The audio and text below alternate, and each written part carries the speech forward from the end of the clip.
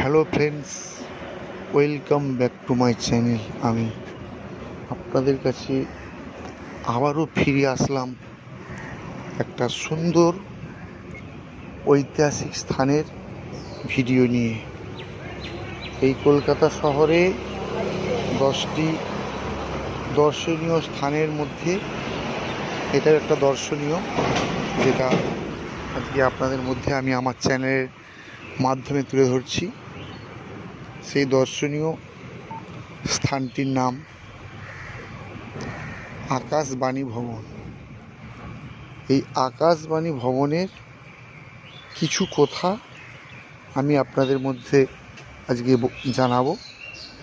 এই আকাশবাণী ভবন বা আকাশবাণী ভবন কোথায় থেকে এলো বা কোথায় থেকে আর নাম হলো আকাশবাণী ভবন। আজ থেকে বহু বছর আগে এইখানে বসে ওয়েস্ট বেঙ্গল বেতার খবর পড়া হতো, কলকাতা খবর।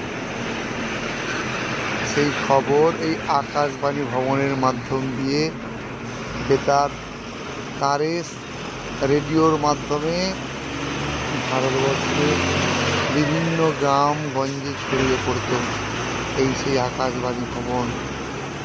এছাড়াও এই আকাশবাণী ভবনে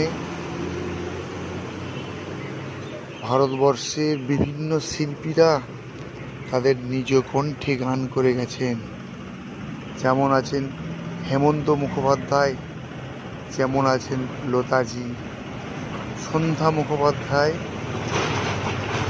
আছেন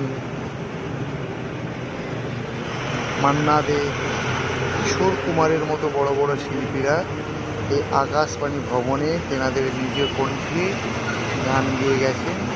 এটা আজও কলকাতার বুকে বিরাজমান।